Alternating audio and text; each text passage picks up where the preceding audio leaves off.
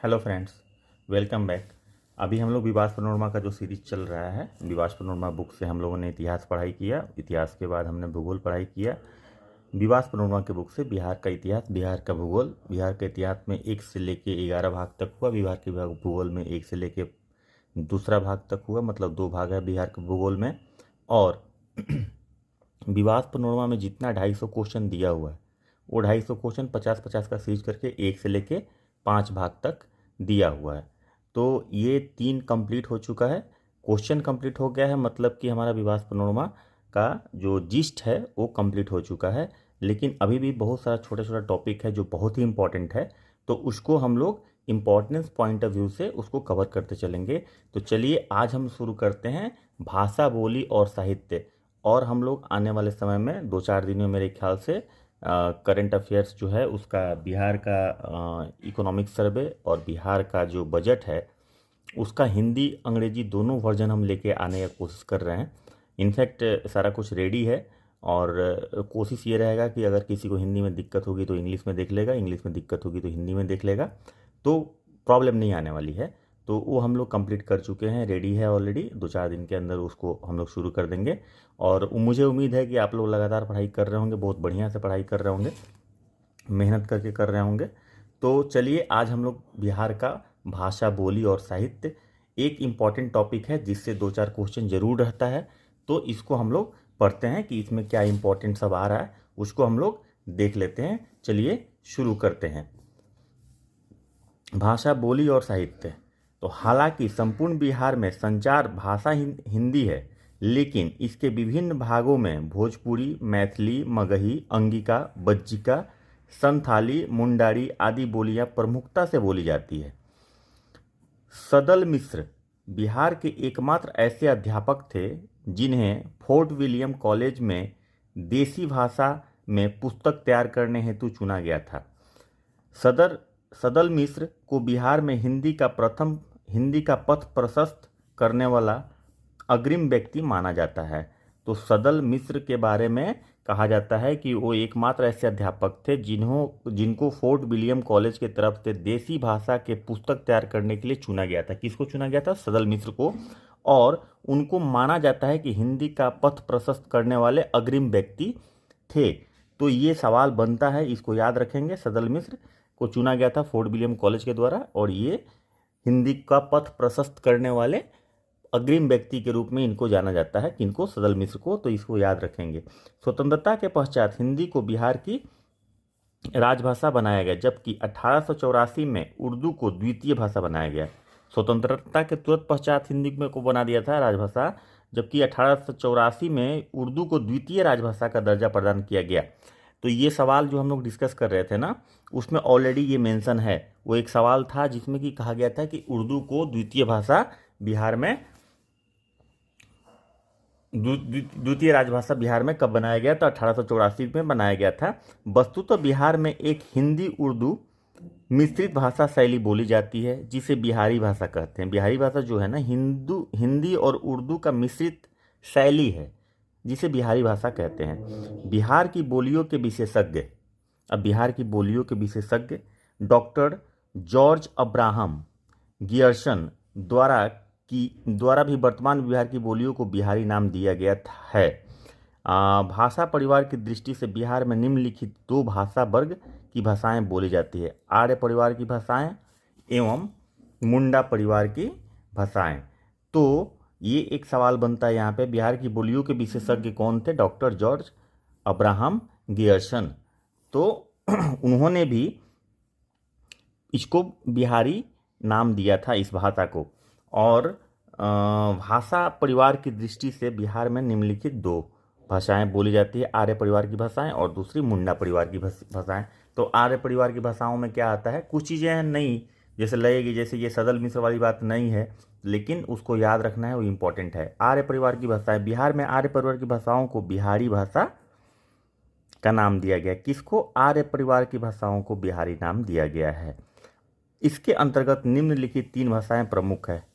बिहारी भाषा में निम्नलिखित 3 भाषाएं प्रमुख है, और वो कौन से परिवार से आती हैं? आर्य परिवार से। तो पहला मगही है, दूसरा भोजपुरी और तीसरा मैथिली है। तो ये प्रमुखता से बोली जाती है आर्य परिवार की भाषाओं में बिहारी भाषा बोलते हैं आर्य परिवार की भाषाओं को, और उनमें 3 मुख्यतः बोली जाती है, मगही, मैथिली और ये भोजपुरी। अब मगही भाषा के बारे में थोड़ा सा जान लें। मगही भाषा के प्रथम कवि ईशान माने जाते हैं। ये भी सवाल दिया हुआ था, क्वेश्चन जो हमारा जो लिस्ट था 250 क्वेश्चन का, उसमें ये दिया हुआ था। ये पूछने लायक सवाल है कि मगही भाषा के प्रथम कवि किसे माना जाता है, तो ईशान को माना जाता है। इनकी रचनाओं का काल 7वीं शताब्दी माना जाता है। कब ये रचनाएं करते थे? 7वीं शताब्दी। हम इंपॉर्टेंट चीज़ अंडरलाइन करेंगे और आप लोग को ध्यान देना है कि हम कहाँ पे ज़्यादा जोर दे रहे हैं, कहाँ पे ज़्यादा थ्रस्ट दे रहे हैं। चलिए, प्राचीन मगध जनपद के प्रमुख भाषा मगही को वर्तमान में पटना और गया जिलों में प्रमुखता से बोला जाता है, इसीलिए मगध क्षेत्र जो कहलाता है पटना गया वाला क्षेत्र कहलाता है। तो मगही भाषा प्रमुखता से पटना और गया जिलों में बोला जाता है। सिद्ध वंश के प्रारंभिक रचनाएं भी मगही भाषा में लिखी गई थी। किस वंश की? सिद्ध वंश की प्रारंभिक रचनाएं जो थी वो मगही भाषा में लिखी गई थी। सर्वाधिक चर्चित मगही साहित्यकार युगेश्वर सिंह युगेश ने मगही भाषा में एक महाकाव्य गौतम की रचना की थी। ये भी सवाल पूछता है कि मगही भाषा का महाकाव्य गौतम की रचयिता कौन है, तो योगेश्वर सिंह युगेश। ये भी सवाल उस लिस्ट में था 250 क्वेश्चन के, तो आप लोग अगर नहीं देखे होंगे तो देख लीजिएगा, ये मिलेगा। तो ये एक इम्पॉर्टेंट है कि प्रथम कवि जो माना जाता है मगही भाषा के, वो ईशान को मानते हैं, और सर्वाधिक चर्चित मगही साहित्यकार जो थे वो योगेश्वर सिंह युगेश थे, जिन्होंने एक महाकाव्य लिखा था, वो था गौतम। सुरेश दुबे को मगही भाषा का सेली कहा जाता है। ये 3 आदमी का नाम यहाँ पे आ रहा है और चौथा का भी नाम आएगा। तो इसमें सुरेश दुबे को मगही भाषा क्या कहा जाता है? सेली कहा जाता है। आधुनिक युग में मगही भाषा के विकास में लक्ष्मी नारायण पाठक का महत्वपूर्ण योगदान है। इसके अतिरिक्त कुछ अन्य प्रमुख मगही साहित्यकार हैं हरिहर पाठक, वेदनाथ, बाबा मनीराम, बाबा कदमदास, चतुर्भुज मिश्रा, श्रीधर मिश्रा। तो देखिए 4 बहुत इंपॉर्टेंट है, इसके अलावा ये लोग भी इंपॉर्टेंट है, लेकिन 4 बहुत इंपॉर्टेंट है। तो इसमें पहले तो कवि हो गए कि मगही भाषा के कवि जो हैं वो ईशान को मानते हैं। दूसरा, सिद्ध वंश में प्रारंभिक मगही भाषा में प्रारंभिक रचनाएं भी, सिद्ध वंश की प्रारंभिक रचनाएं मगही भाषा में लिखी गई थी। तो ये सवाल बन सकता है किस वंश की प्रारंभिक रचनाएं मगही भाषा में लिखी गई थी, या सिद्ध वंश की प्रारंभिक रचनाएं किस भाषा में लिखी गई थी? तो मगही भाषा में लिखी गई थी। उसके बाद योगेश्वर सिंह योगेश को मगही भाषा का एक चर्चित साहित्यकार माना जाता है, और उन्होंने एक महाकाव्य लिखा था, उस महाकाव्य का नाम गौतम है। तो यहाँ से 4 सवाल निकलता है। सुरेश दुबे मगही भाषा के में शैली कहा जाता है, सुरेश दुबे को मगही भाषा का शैली कहा जाता है। और आधुनिक युग में, ये आधुनिक युग का जब सवाल पूछ देगा ना, तो लक्ष्मी नारायण पाठक हो जाएंगे। ठीक है, सर्वाधिक चर्चित मगही साहित्यकार अगर पूछता है तो योगेश्वर सिंह योगेश, लेकिन आधुनिक युग में मगही भाषा के विकास में लक्ष्मी नारायण, किसका योगदान है? तो लक्ष्मी नारायण पाठक का सबसे ज़्यादा योगदान है। तो ये है मगही भाषा के बारे में जानकारी। तो इसमें 3-4 सवाल बनता है और ये पूछने लायक सवाल है, अच्छा सवाल है, तो इसको आप लोग ध्यान से पढ़ेंगे और याद रखेंगे। चलिए भोजपुरी के बारे में थोड़ा सा आगे बढ़ते हैं। भोजपुरी भाषा पश्चिम बिहार एवं उत्तरी बिहार के कुछ क्षेत्रों में भोजपुरी एक महत्वपूर्ण क्षेत्रीय भाषा है। बिहार के बक्सर, आरा, रोहतास, सारण, चंपारण आदि जिलों में शुद्ध भोजपुरी बोली जाती है। कहाँ कहाँ? बक्सर, आरा, रोहतास, सारण, चंपारण। ये इधर के जो लोग होंगे वो लोग तो जानते होंगे, जो बाहर के लोग होंगे वो जान जाएं कि बक्सर, आरा, रोहतास, सारण, चंपारण में शुद्ध भोजपुरी बोली जाती है। भोजपुरी का विकास 17वीं शताब्दी में, भोजपुरी का विकास जो है 17वीं शताब्दी में धरती दास एवं दरिया दास ने किया था। किसने किया था भाई भोजपुरी का विकास? तो धरती दास और दरिया दास ने 17वीं शताब्दी यानी 1600 ईस्वी से लेके 1700 ईस्वी के बीच में इसका विकास हुआ है। जबकि आधुनिक युग में बाबू रघुवीर नाथ, महेंद्र मिश्र,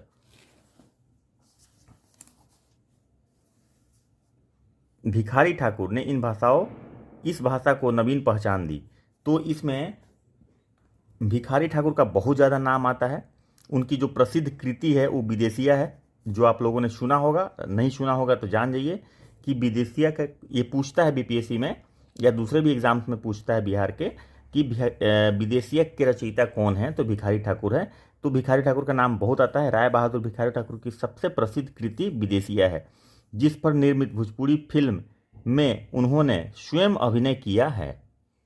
तो इसमें निर्मित भोजपुरी फिल्म बनाया गया था।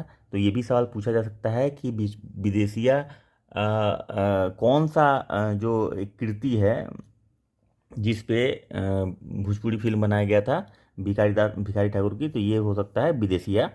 ठीक है, उसमें उन्होंने स्वयं अभिनय किया था। तो ये 3 लाइनर अगर सवाल पूछता है तो उसमें ये पूछ सकता है। 2-3 बात डाल देगा एक साथ और कन्फ्यूजन हो जाएगा। तो 2-3 बात सारी बातें याद रहनी चाहिए। अब 3 लाइनर क्वेश्चन कैसा होता है सबको पता होगा, नहीं पता होगा कमेंट बॉक्स में बताइएगा, हम बता देंगे। तो इसमें देखिए धरतीदास दरियादास याद रखिए, इन्होंने विकास किया था इसका। आज जबकि आधुनिक युग में बाबू रघुवीर नाथ, महेंद्र मिश्र और भिखारी ठाकुर का सबसे बड़ा योगदान माना जाता है। तो बाबू रघुवीर नाथ, महेंद्र मिश्र और भिखारी ठाकुर, इन 3 लोगों का ही नाम है। तो 3 लोगों का नाम प्रमुखता से याद रखेंगे। भिखारी ठाकुर के बारे में बहुत बार चर्चा हो चुका है। हो सकता है कि भिखारी ठाकुर के बारे में भिखारी ठाकुर का नाम नहीं दे, उसमें बाबू रघुवीर नाथ और महेंद्र मिश्र दोनों का नाम दे, तो नन वाला आंसर हो जाएगा 5वां। और दोनों में से किसी एक का दे तो कंफ्यूज नहीं होना कि भिखारी ठाकुर का नाम नहीं है, इसका मतलब इसमें नन होगा। नन नहीं होगा, उसमें दोनों में से कोई एक का है, बाबू रघुवीर नाथ और महेंद्र मिश्र, तो उसमें से वो हो जाएगा। चलिए आगे बढ़ते हैं। जिस पर निर्मित भोजपुरी फिल्म में उन्होंने स्वयं निर्मित किया। चलिए, भोजपुरी भाषा के महाकवि पंडित केदारनाथ मिश्र प्रभात ने कैकेयी एवं ऋतुवंश नामक 2 प्रसिद्ध महाकाव्यों की रचना की थी। अब देखिए मगही में जो काव्य रचना हुआ वो योगेश्वर सिंह योगेश ने किया था। नाम था उसका क्या? गौतम। और भोजपुरी भाषा में 2 महाकाव्य बनाया का रचना हुआ था। उसका नाम था केकय और ऋतुवंश। केकई और ऋतुवंश जो है वो भोजपुरी का महाकाव्य है। पहला सवाल इसको उलट के पूछ दीजिएगा कि भोजपुरी का महाकाव्य कौन है, तो केकई और ऋतुवंश। ऋतुवंश किस भाषा का महाकाव्य है, ऐसे हो सकता है। इसके रचयिता कौन है? पंडित केदारनाथ मिश्र प्रभात। जबकि ज्वाला उनके द्वारा रचित सशस्त्र क्रांति गीतों का एक संग्रह है। ये बहुत ही इंपॉर्टेंट है। देखिए हाईलाइटेड यहाँ पे नहीं है लेकिन ये इंपॉर्टेंट है, इसलिए याद रखना है कि जो उनका जो महाकाव्य था उसका नाम केकई और ऋतुवंश था। किसका? पंडित केदारनाथ मिश्र प्रभात का। ठीक है, और ये भोजपुरी भाषा में था। और उनका जो ज्वाला था वो ज्वाला क्या था? सशस्त्र क्रांति गीतों का एक संग्रह था। क्रांति से संबंधित गीतों का जो संग्रह था उसको ज्वाला था। और भोजपुरी भाषा के लोकप्रिय साहित्य फिरंगिया और बरोहिया के रचयिता क्रमशः मनोरंजन जी। सवाल पूछता, देखिए हाईलाइटेड नहीं है लेकिन सवाल पूछता है, रघुवीर नारायण। ठीक है, तो फिरंगिया और बरोहिया, फिरंगिया के रचयिता मनोरंजन जी हैं और बरोहिया के रचयिता रघुवीर नारायण है। याद रखने वाली बात है। और याद रखने के लिए रट लीजिएगा तो याद नहीं रहेगा, उसको आप रिवीजन कीजिए, थोड़ा सा कनेक्ट बताइए। अच्छा योगेश्वर सिंह कैसे किए, अच्छा योगेश्वर सिंह क्या लिखे, इस तरह से कनेक्ट कीजिएगा ना तो याद हो जाएगा। केदारनाथ मिश्र ने क्या लिखा, उनका जो महाकाव्य था उसका नाम क्या था, ऐसे थोड़ा सा कनेक्ट कीजिएगा, डिस्कशन कीजिएगा तो याद रहेगा। आगे बढ़ते हैं। भोजपुरी भाषा के साहित्य फिरंगिया और बरोहिया के रचयिता क्रमशः मनोरंजन जी और रघुवीर नारायण है। ये बहुत ही इंपॉर्टेंट है। अच्छा, Mauritius, Trinidad Tobago, Fiji, Guana, Suriname आदि देशों में भोजपुरी भाषी लोगों की संख्या काफ़ी अधिक है। यानी कि विदेशों में भोजपुरी बोला जाता है। उस समय अंग्रेजों के ज़माने में जो लोग को उठा के ले जाया जाता था, वहाँ पे अंग्रेज उठा के ले जाते थे, वो लोग वहाँ पे बस उस गए और वहाँ पे भोजपुरी का आलम ये है कि वहाँ पे भोजपुरी ही ज़्यादा बोला जाता है। इनफैक्ट मॉरिशस के तो प्रेसिडेंट भी बिहार से ही हैं, आप लोगों को पता ही होगा। तो ये भी पूछता है कि इसमें से कौन से देश में भोजपुरी भाषा प्रमुखता से बोला जाता है, तो आपको मॉरिशस पता रहेगा, त्रिनिदाद पता रहेगा, टोबैगो भी पता रहेगा, फिजी, गुआना, सूरीनाम याद रखिएगा क्योंकि ये जनरली आदमी को ध्यान नहीं रहता है। तो फिजी में भी भोजपुरी बोला जाता है, गुआना और सूरीनाम में भी भोजपुरी बोली जाती है प्रमुखता से। चलिए अब आते हैं मैथिली भाषा में। ये भी इसका भी बहुत ज़्यादा इम्पोर्टेंस है। मैथिली मिथिलांचल में ये भाषा बोली जाती है और ये तिरहुत क्षेत्र में पर्टिकुलरली बोली जाती है। तो ये भी बहुत प्रमुखता से इससे भी सवाल आने का चांसेस रहता है। इन सब से 2-4 सवाल तो इसमें से निकलता ही है। अब पूछता क्या है उस पर डिपेंड है, लेकिन अपने को तैयार होकर जाना है। कोई भी सेक्शन ऐसा नहीं है जहाँ पे इंपॉर्टेंस है उसको छोड़ देना है, तो छोड़ना नहीं है। तो बिहार की भाषाओं में मैथिली भाषा सबसे उन्नत एवं विकसित है। ये भी एक सवाल है कि बिहार की भाषाओं में सबसे ज़्यादा उन्नत, सबसे ज़्यादा विकसित कौन सी भाषा है, तो मैथिली है, भोजपुरी है, मगही है। तो मगध वाले लोग मगही लिख देंगे, भोजपुरी वाला जो भोजपुरी बोलता है वो लोग को लगता है कि भोजपुरी ज़्यादा बोली जाती है, मैथिली वाले लोग समझते हैं कि मैथिली सबसे ज़्यादा बोली जाती है, अच्छी है। लेकिन यहाँ पे आंसर हो जाएगा मैथिली। या मुख्यतः, या फिर तीनों ऑप्शन दे देगा तो हम लोग यह सोचेंगे ये तीनों तो प्रमुखता से बोली जाती है, उन्नत है और तीनों का प्रगति हुआ है, तो नॉन और more than one of the above is correct. मतलब जो पांचवा ऑप्शन होता है वो मारेंगे, नहीं होगा, वो गलत हो जाएगा, मैथिली ही होगा इसमें आंसर। ये ध्यान रखेंगे। देखिए क्वेश्चन जब आप पढ़ रहे होते हैं ना, तो क्वेश्चन कैसे पूछा जाएगा ये भी ध्यान में रहना चाहिए कि इससे क्या सवाल बन सकता है। तब आपको पढ़ने में मज़ा आएगा, कॉन्सेप्ट क्लियर होगा, आप कनेक्ट कर पाएंगे दूसरे चीज़ों से, दूसरी भाषाओं, जैसे यहाँ पे हम भाषा पढ़ रहे हैं तो दूसरी भाषाओं से, भोजपुरी से, मगही से कनेक्ट कर पाएंगे, और आपको रटने की ज़रूरत नहीं पड़ेगी, आप ज़्यादा रीजनिंग कर पाएंगे क्वेश्चन पे। यह प्रमुखतः तिरहुत क्षेत्र के दरभंगा जिले में बोली जाती है। मैथिली ब्राह्मणों और कायस्थों में मैथिली भाषा का प्रयोग के लिए एक पृथक लिपि का विकास किया गया जिसे मैथिली लिपि कहते हैं। तो मैथिली लिपि का विकास करने के लिए मैथिली भाषा बोलने के लिए मैथिली लिपि का विकास किया गया। राजा जनक के काल से ही मैथिली भाषा बोली जाती है। मैथिली भाषा का वर्तमान स्वरूप 10वीं शताब्दी से उदित हुआ, यानी कि मैथिली भाषा 10वीं शताब्दी में शुरू हुआ, जबकि भोजपुरी भाषा 17वीं शताब्दी में शुरू हुआ था। अच्छा, इसी समय ज्योतिश्वर ठाकुर ने मैथिली की सबसे पहली रचना वर्ण रत्नाकर, ये इंपॉर्टेंट है, वर्ण रत्नाकर किसका लिखा हुआ है, ये सीधा सवाल उठा के बीपीएससी में पूछ देता है, और बहुत बार पूछता है, बिहार एसएससी में, बीपीएससी में, सीडीपीओ में, इस तरह के एग्जाम्स में पूछ देता है, और वहाँ पे कंफ्यूजन होने लगता है। तो पहली बात कि वर्ण रत्नाकर किस भाषा की है, दूसरी बात कि इसको किसने लिखा, तो ज्योतिश्वर ठाकुर ने लिखा था, जो मैथिली की है और सबसे पहली रचना है। मैथिली भाषा में अनेक प्राचीन हस्तलिखित ग्रंथ भी हैं। महाकवि विद्यापति को मैथिली भाषा का सबसे प्रमुख कवि माना जाता है। तो ये तो हम लोग जानते हैं कि महाकवि विद्यापति को सबसे प्रमुख कवि माना जाता है मैथिली भाषा के लिए। और वर्तमान में मैथिली भाषा में स्नातकोत्तर तक की शिक्षा का पाठ्यक्रम उपलब्ध है। बिहार सीमा से लगे हुए नेपाल के क्षेत्र में भी मैथिली भाषा बोली जाती है, तो नेपाल में भी मैथिली भाषा बोली जाती है। लेकिन सबसे ज़्यादा फॉरेन में बोली जाने वाली बिहार की कौन भाषा है, तो वो है बिहारी बोलता हूँ, वो है भोजपुरी। मतलब कि फॉरेन कंट्री में सबसे ज़्यादा बोली जाने वाली, तो मैथिली तो नेपाल में बोली जाती है, लेकिन सिर्फ नेपाल में बोली जाती है, लेकिन भोजपुरी जो है वो बहुत सारे देशों में बोली जाती है।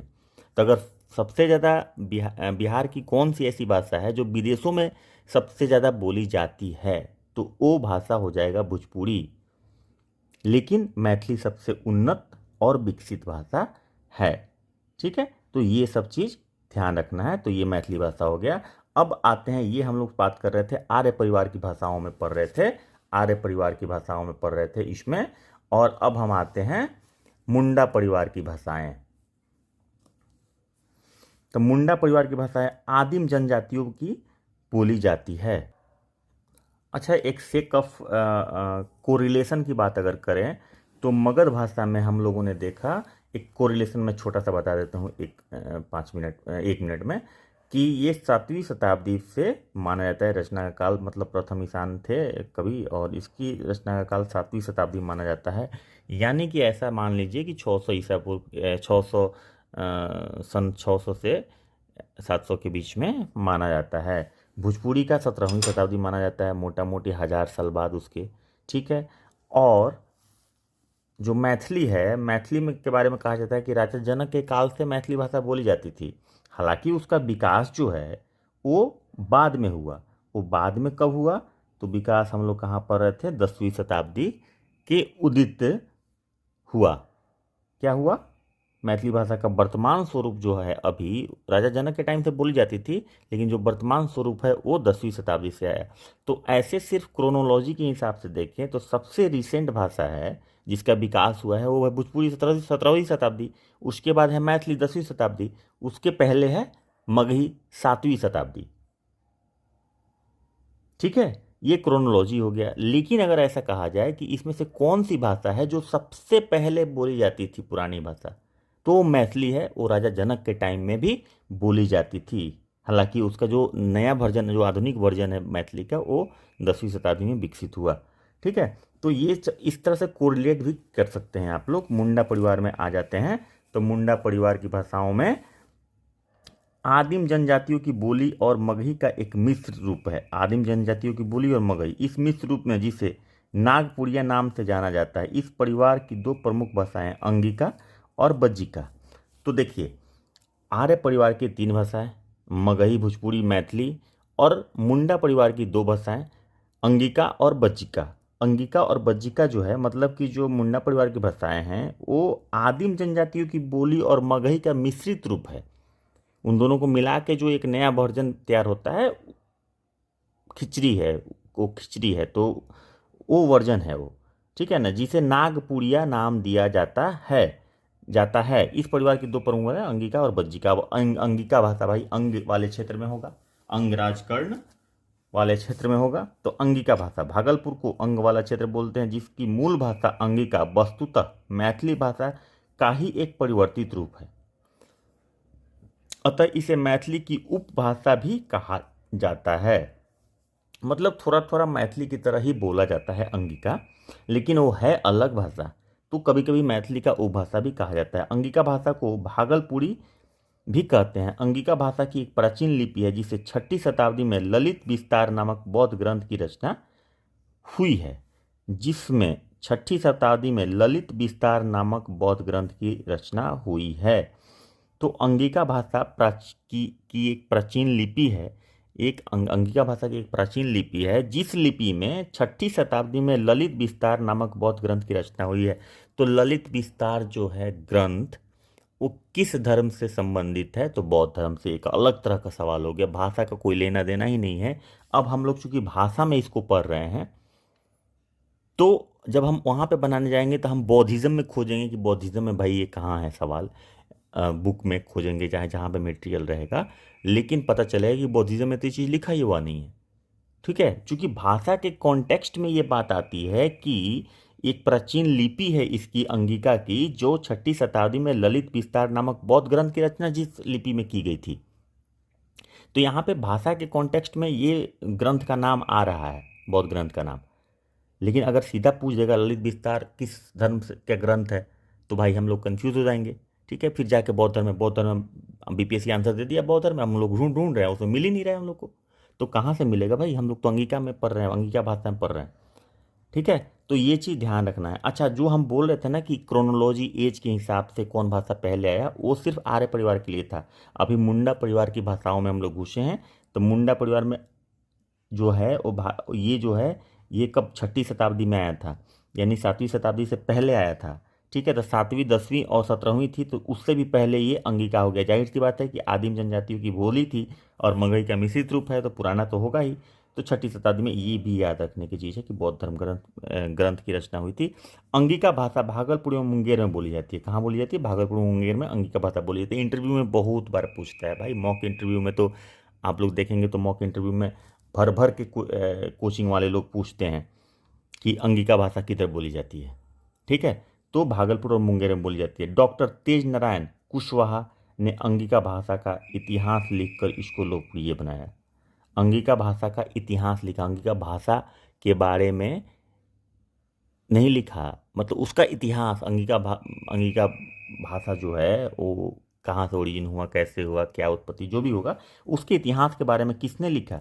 तेज नारायण कुशवाहा जी ने, डॉक्टर तेज नारायण कुशवाहा ने लिखा और उसको लोकप्रिय बनाया।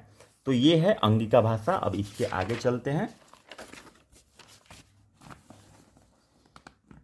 बज्जिका भाषा, बज्जी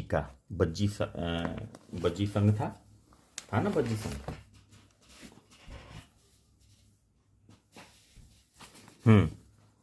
बज्जिका भाषा, इस भाषा का विकास मैथिली भाषा से हुआ है तथा इसे मैथिली की पश्चिमी शैली माना जाता है। बज्जिका को मैथिली की पश्चिमी शैली माना जाता है।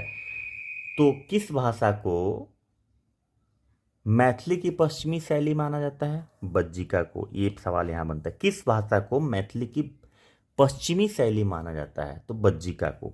बज्जिका भाषा मुख्यतः वैशाली और मुजफ्फरपुर जिलों की भाषा है। वैशाली मुजफ्फरपुर में जो बोला जाता है वो मैथिली कम बज्जिका ज़्यादा होता है, ठीक है, तो वो ध्यान रखना। इसके अतिरिक्त बज्जिका दरभंगा, समस्तीपुर, सीतामढ़ी, शिवहर, मधुबनी में बोली जाती है। मुख्यतः ये वैशाली और मुजफ्फरपुर में बोली जाती है, और लेकिन इसका जो है इधर भी बोला जाता है, दरभंगा में, तिरहुत में मैथिली बोला जाता है, और उसी में बज्जिका भी मिक्स कर जाता है, चूँकि सारा एरिया ही ओवरलैप्ड है। अब देखते हैं प्रमुख साहित्यकार एवं उनकी कृतियाँ। ये बहुत ही इंपॉर्टेंट सेक्शन है, एकदम सीरियल नंबर से लाइन से हम लोग पढ़ते चले जाएंगे, ठीक है। और याद करना है इसको ये याद करने वाला पार्ट है, क्योंकि इसको याद करना ही पड़ेगा। इसके पास, इसके लिए मैं हमारे पास, आपके पास कोई ऑप्शन है नहीं। तो चलिए, तो साहित्यकार का नाम इधर है, इधर इनकी कृतियाँ हैं। तो बाण भट्ट सबसे पहले नाम आता है। बाण भट्ट का रचना है कादम्बरी, हर्षचरित्रम और चंडी शतक। याद रखिएगा, हर्षचरित्रम और कादम्बरी तो बहुत बार पूछा है, हो सकता है चंडी शतक भी पूछ दे। कादम्बरी के रचयिता कौन है, हर्षचरित्रम के रचयिता कौन है, या बाण भट्ट की रचना कौन है इसमें से, इस तरह का सवाल पूछता है। विष्णु शर्मा, ये भी पंचतंत्र और हितोपदेश, ये भी पूछा हुआ सवाल है। मतलब यहाँ पे जो है सब पूछा हुआ सवाल है, याद करना है। चाणक्य का अच्छा सा आप लोग जानते होंगे।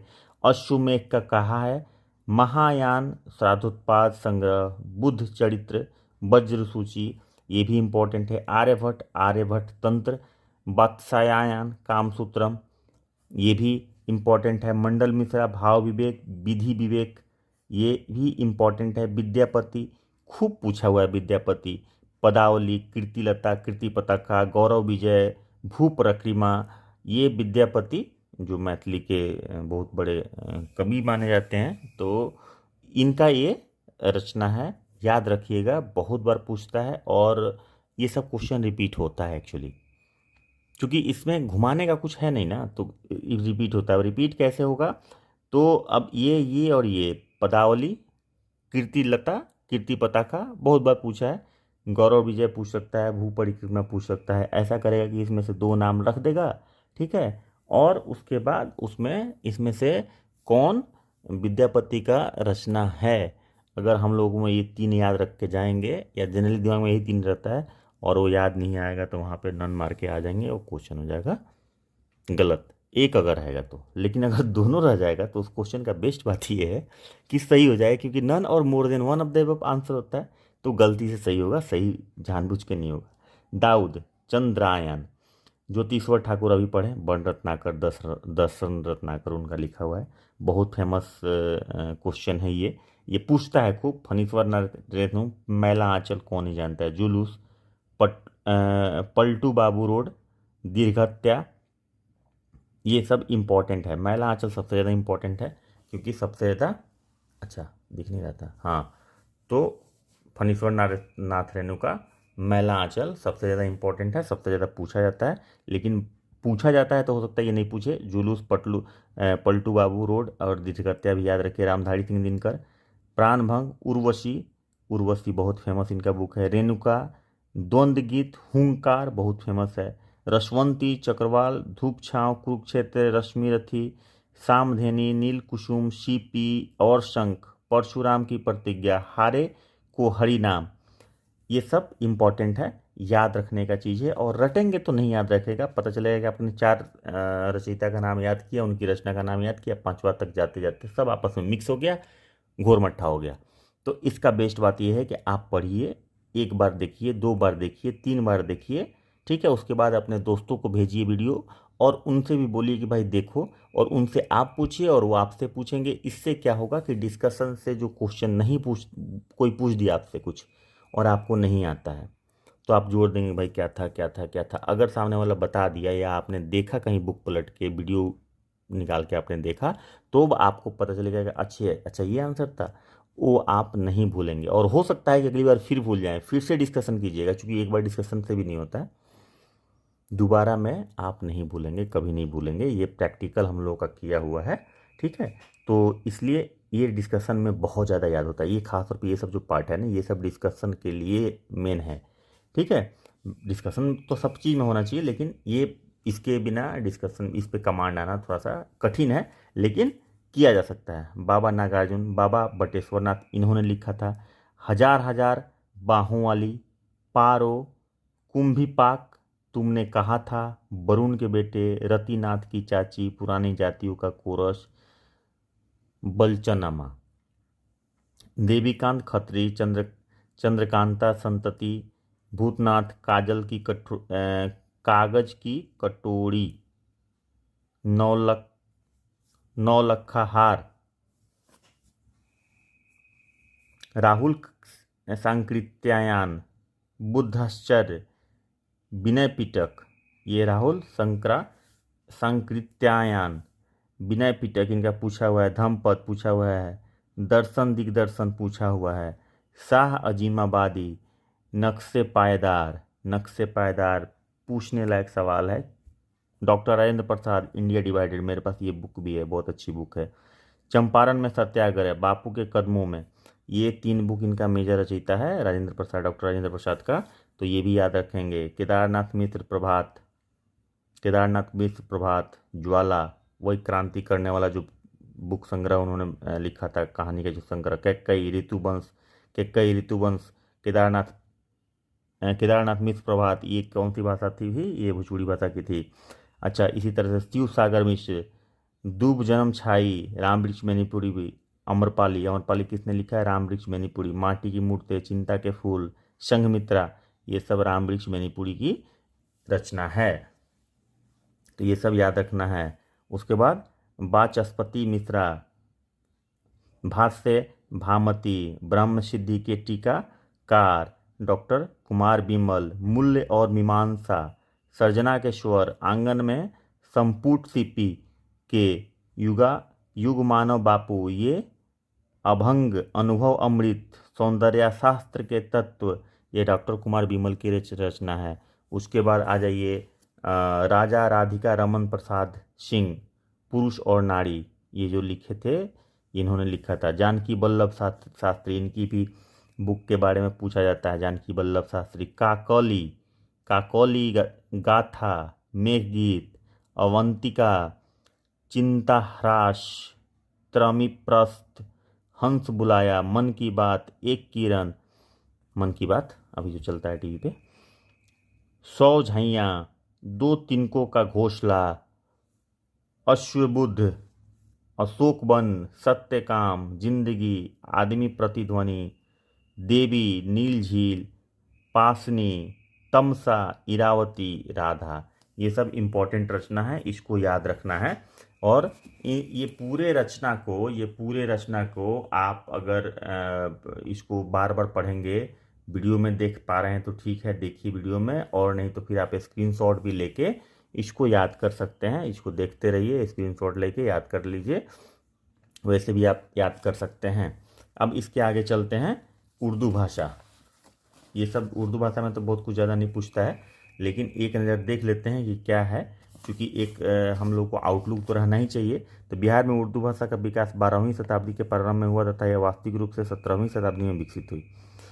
फुलवारी के संत इमादुद्दीन कलंदर ने अमजानों के हित में सिराते मुस्तकीम, सीधा रास्ता, सिराते मुस्तकीम की 1685 में रचना की थी। तो ये सिराते मुस्तकीम, सीधा रास्ता, किसने रचना की थी ये पूछता है। इमादुद्दीन कलंदर ने सिराते मुस्तकीम की रचना की थी। हम लोग जो क्वेश्चन डिस्कस कर रहे थे उसमें ये था।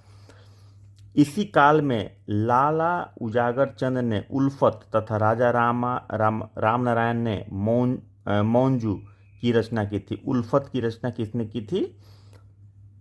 लाला उजागर चंद्र, और राजा राम नारायण ने मौंजू की रचना की थी। उर्दू भाषा में बिहार के इतिहास पर प्रथम ग्रंथ नक्शे पायदार, बिहार के इतिहास पर प्रथम ग्रंथ नक्शे पायदार की रचना अली मोहम्मद शाह अजीमाबादी ने की थी। जो इधर था ना, अली मोहम्मद शाह अजीमाबादी, नक्शे पायदार। तो नक्शे पायदार जो है रचना, नाम पूछे चाहे नहीं पूछे रचयिता का, ये पूछ सकता है कि ये किस चीज़ पे है। नक्शे पायदार तो नाम से क्लियर है कि ये उर्दू भाषा का होगा, लेकिन ये किस चीज़ पे आधारित है ये बुक? तो बिहार के इतिहास पर लिखा हुआ बुक है। इनकी गज़लों का संग्रह मैखाना-ए इल्हाम के नाम से जाना जाता है। डॉक्टर अजीमुद्दीन अहमद ने अंग्रेजी कविता शैली सोनेट का उर्दू भाषा में सर्वप्रथम प्रयोग किया था। ये भी सवाल दिया था उसमें, किस में दिया था, जो 250 क्वेश्चन का सीरीज हम लोग की है उसमें ये सवाल दिया है। अंग्रेजी कविता शैली सोनेट का उर्दू भाषा में प्रथम प्रयोग किसने किया था, डॉक्टर अजीमुद्दीन अहमद ने किया था।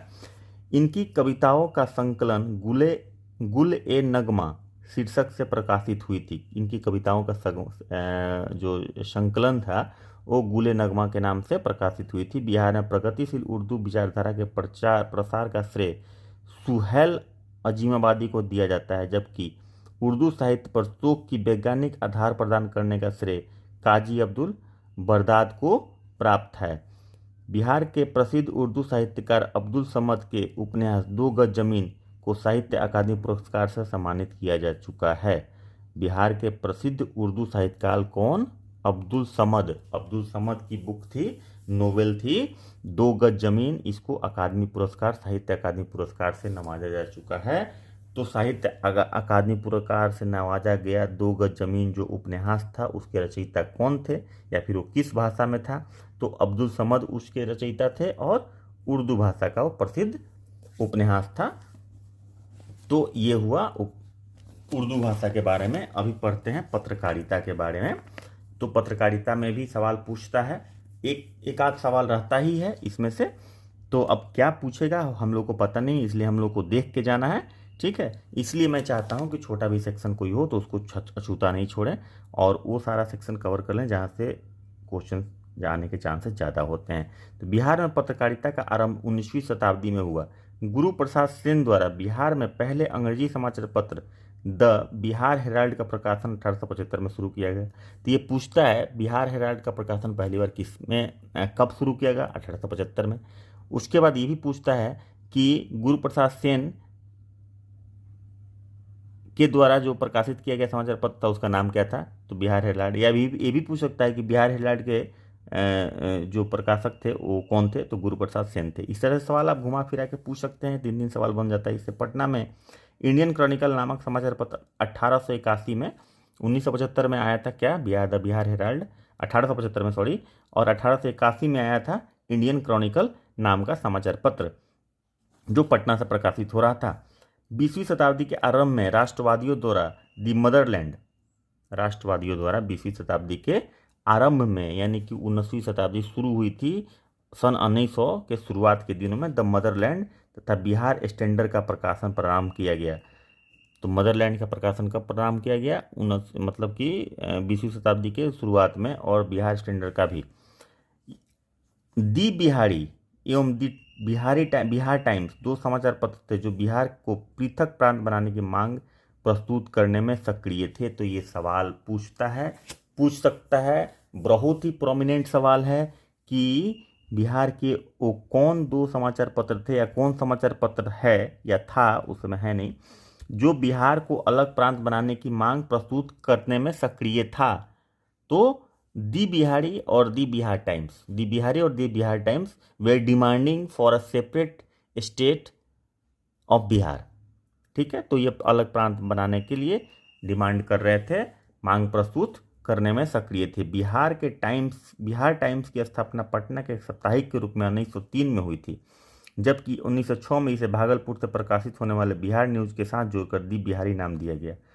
तो बिहार टाइम्स जो था, बिहार टाइम्स 1903 में प्रकाशन शुरू हुआ साप्ताहिक, और 1906 में इसको भागलपुर से एक प्रकाशित होता था बिहार न्यूज़, उसके जोड़कर द बिहारी बना दिया गया। और द बिहारी और द बिहार टाइम्स ये दोनों मिल के बिहार को अलग प्रांत के रूप में मांग रहे थे। द बिहारी को 1917 में एक दैनिक के रूप में परिवर्तित कर दिया गया। कब किया गया दैनिक के रूप में, मतलब रोज कब आने लगा, तो 1917 से आने लगा, तथा 1917 में ही इसका प्रकाशन बंद कर दिया गया।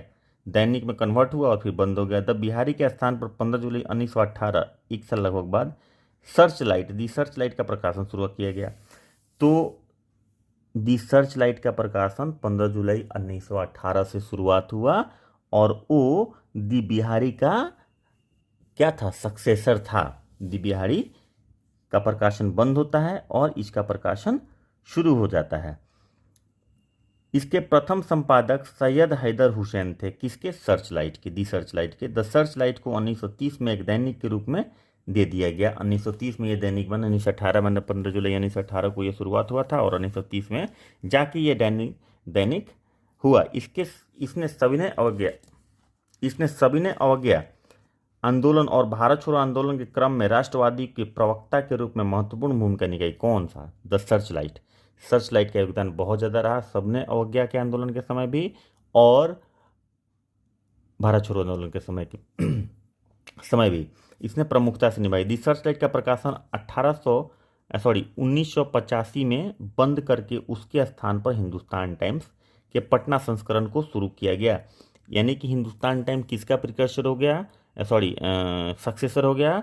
तो दी सर्चलाइट का। सर्चलाइट किसका सक्सेसर था? दी बिहारी का। तो हिंदुस्तान टाइम्स सबसे ज़्यादा मतलब सक्सेसर रहा किसका अल्टीमेटली अगर कहा जाए तो? दी बिहारी का। असहयोग आंदोलन के दौरान मजरूल हक ने पटना से दी मदरलैंड प्रकाशन प्रारंभ किया।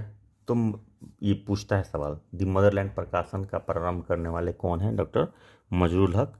कहाँ से हुआ था ये भी पूछता है।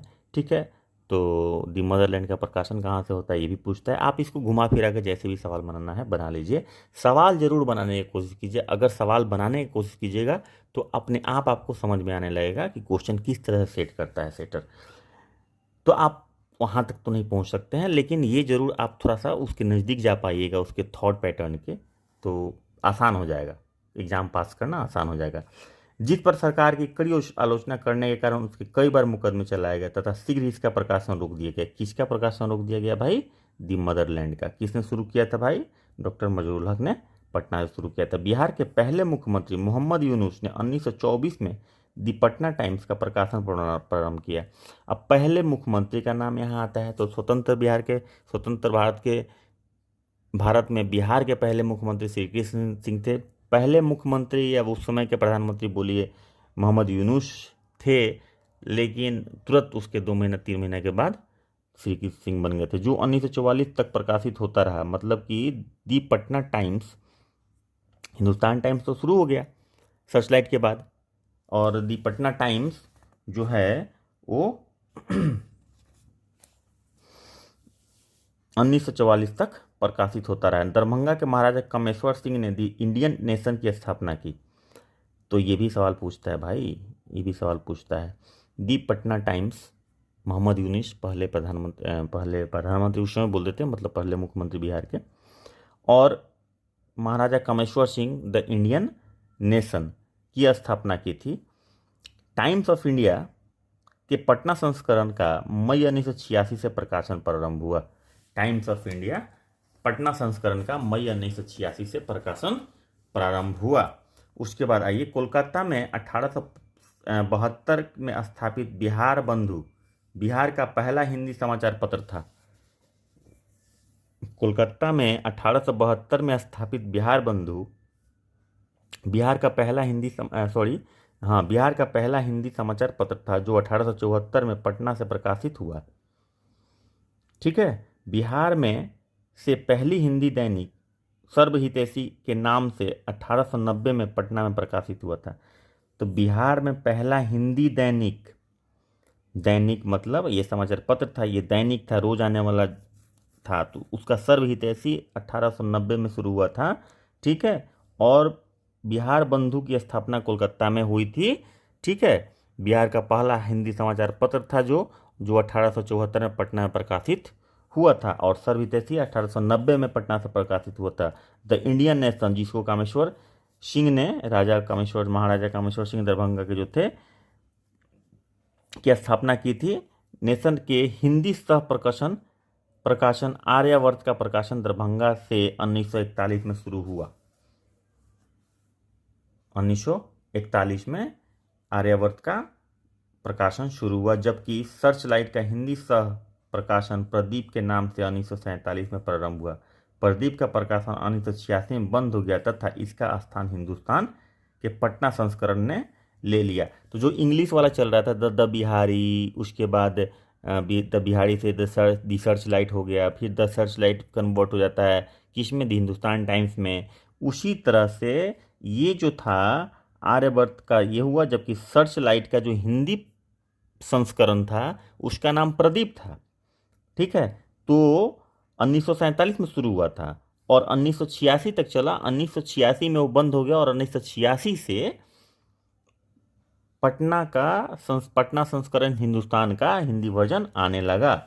तो ये हो गया। अभी आइए नवभारत टाइम्स के पटना संस्करण का प्रकाशन भी 1986 से ही प्रभावित हुआ। किसका प्रारंभ हुआ? नवभारत टाइम्स का पटना संस्करण 1986 से ही प्रारंभ हुआ, लेकिन 1995 में इसे बंद कर दिया गया। 1986 में शुरू हुआ, 95 में बंद हो गया। 19वीं शताब्दी के में बिहार का पहला उर्दू समाचार पत्र नूरुल अनवर शीर्षक से आरा से मोहम्मद हाशिम द्वारा प्रकाशित किया गया। बिहार का पहला उर्दू समाचार पत्र 19वीं शताब्दी में नूरुल अनवर जो शीर्षक से आता था वो मोहम्मद हाशिम आरा से प्रकाशित किया गया था। ठीक है। अच्छा, बिहार का पहला उर्दू दैनिक आरा से ही 1876 में प्रकाशित हुआ। स्वतंत्रता संग्राम के दिनों उर्दू समाचार पत्रों में सबसे पुराना सदाए-ए-आम है, जो अभी तक पटना से प्रकाशित हो रहा है। अब सोच लीजिए कि स्वतंत्रता संग्राम से अभी तक ये उर्दू समाचार पत्र जो है सदाए-ए-आम जो अभी तक प्रकाशित हो रहा है पटना में। इसी काल में इतिहाद और शांति का प्रकाशन भी प्रारंभ हुआ। दरभंगा से एक साहित्यिक पत्रिका किरण का प्रकाशन 1948 में प्रारंभ हुआ। पटना से 1948 में इनकलाबे जदीद का प्रकाशन आरंभ हुआ। तो ये पत्रकारिता हो गया बिहार में। पत्रकारिता हो गया बिहार में। क्या था पत्रकारिता का जो बिफोर इंडिपेंडेंस और during the struggle of independence, struggle for independence और आफ्टर इंडिपेंडेंस जो स्टोरी है वो ये था। अभी हिंदी पत्रिकाएं, क्षत्रिय पत्रिका ये हालांकि बहुत इंपॉर्टेंट नहीं है, लेकिन एक नज़र देख लेते हैं। हिंदी पत्रिकाएं क्या है? क्षत्रिय पत्रिका 1881 मासिक था। लक्ष्मी 1903 मासिक था। बाल 1926 मासिक था। युवक 1929 मासिक था। भूदेव ये बहुत ज़्यादा इंपॉर्टेंट नहीं है, तो इसको आप लोग एक नज़र देख लीजिएगा, लेकिन इसमें कुछ खास है नहीं। ज्योत्सना 1948 मासिक। नई धारा 1950 मासिक। चुन्नू मुन्नू ये सब बहुत इंपॉर्टेंट नहीं है। ठीक है। और ये लेकिन ज़रूर देखना है साप्ताहिक पत्र पत्रिकाएं मतलब सप्ताह में आने वाला पत्र पत्रिका स्थापना वर्ष और प्रकाशन कहाँ से हो रहा था, इसमें से सवाल पूछता है। अलपंच उर्दू में होता था, 1855 में शुरू हुआ था और पटना से होता था। बिहार बंधु हिंदी में होता था 1874 और पटना से। पीयूष प्रवाह हिंदी में 1886 भागलपुर से। देश हिंदी में 1919 में पटना से। तरुण भारत, गोलमाल हिंदी में, महावीर हिंदी में, ये सब हिंदी में था। 21, 24, 26 पटना से और ये सारा कुछ पटना से था। किशोर 1938 में। हुंकार हिंदी में 1940 में। अग्रदूत हिंदी में ये पूछता है। मदरलैंड अंग्रेजी में था और इसका डेट नहीं दिया है। पटना टाइम्स इसका भी डेट नहीं दिया है। लोकास्था 1974 में। जनादेश 1990 में और धर्मयान 1990 में। ये सारा कुछ पटना से प्रकाशित हो रहा था।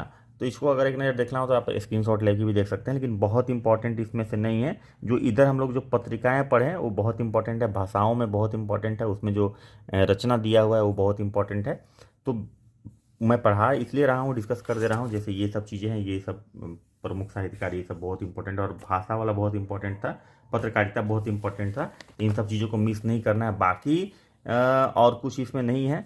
सांस्कृतिक पत्रिकाएं क्या थी? विद्यार्थी थी 1878 में मासिक आती थी। धर्मनीति तत्वम थी 1890 में मासिक में आती थी। उसके बाद संस्कृति संजीवनम थी 1940 में आती थी।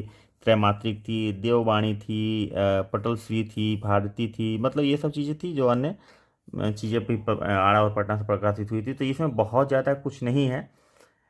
मेन जो बात है इसमें आपको ध्यान देने वाली, अब हम एक बार थोड़ा सा शॉर्ट ब्रीफिंग कर देते हैं। जो हम लोगों ने शुरू किया था वो एक ये पार्ट है, ठीक है। ये पार्ट, ये आर्य परिवार, उसके बाद मुंडा परिवार की मैथिली भाषा, उसके बाद मगधी भाषा, भोजपुरी भाषा, उसमें रचना रचयिता कौन थे, किस बुक से, कहाँ से आया, किस शताब्दी में कौन किसका ग्रोथ हुआ, ये सब चीज़ें हैं। मुंडा भाषा, उसमें बज्जिका अंगिका भाषा का उद्भव किधर से हुआ, कैसे हुआ और वो कहाँ कहाँ बोला जाता है, कहाँ कहाँ ये भाषाएं बोली जाती है। ये सब बज्जिका भाषा, और ये बहुत इंपॉर्टेंट है। प्रमुख साहित्यकार, एक आध क्वेश्चन तो इसमें से रहेगा ही। उर्दू से बहुत ज़्यादा कभी कुछ नहीं पूछा है, लेकिन एक नज़र जरूर देख लीजिएगा, कुछ खास इसमें है नहीं, 2-3 नाम है और 2-3 नाम इंपॉर्टेंट है, ठीक है। पत्रकारिता वाला जरूर देख लीजिएगा, पत्रकारिता से सवाल रहता है और पूछ देगा, कंफ्यूजन हो जाएगा। तो ये एक स्टोरी टाइप का बना हुआ है, कौन कहाँ से कैसे हुआ, कब बंद हुआ, कब चालू हुआ, ये सारा कुछ दिया हुआ है। तो इसमें मेन बात यही है कि भाषाएं देख लीजिए। भाषा में मगही हो गया, भोजपुरी हो गया, आपका मैथिली हो गया, और इसके रचयिता इसमें अलग अलग चीज़ों को जो लिखा है, महाकाव्य लोगों ने लिखा है, उसके बाद ग्रंथ लिखा, चाहे जो भी लिखा, उन सब चीज़ों को देख लीजिए। तो दिस इज़ ऑल अबाउट कि इसमें भाषा बोली और साहित्य, बिहार की भाषा बोली और साहित्य कंप्लीट हो गया, इस क्लास में ख़त्म हो गया। और क्या बोलते हैं कि विवास पनोरमा का ये एक चैप्टर ख़त्म हो गया। इसी तरह से छोटी छोटी जो चैप्टर है उसको हम लोग धीरे धीरे ख़त्म कर देंगे। तो इसको हम लोग आज क्लोज करते हैं यहीं पे, मिलते हैं कल एक नए क्लास में, और कोशिश करते हैं कि जल्दी से जल्दी क्वेश्चन को भी शुरुआत कर दें, ताकि आप लोग क्वेश्चन भी बनाते रहिए। और ये सब हालांकि क्वेश्चन तो उसमें कवर हो गया था जो विवास पनोरमा का था, लेकिन मैं चाहता हूँ कि विवास पनोरमा का जो भी इंपॉर्टेंट सेक्शन है वो कंप्लीट हो जाए। तो चलिए, देरी न करते हुए आज का क्लास यहीं पे क्लोज करते हैं, और उम्मीद करते हैं कि मन लगा के पढ़िएगा और लगातार बने रहिए, ठीक है। और क्या बोलते हैं, मिलते हैं कल एक नए वीडियो में, तब तक के लिए बाय बाय, टेक केयर, जय हिंद।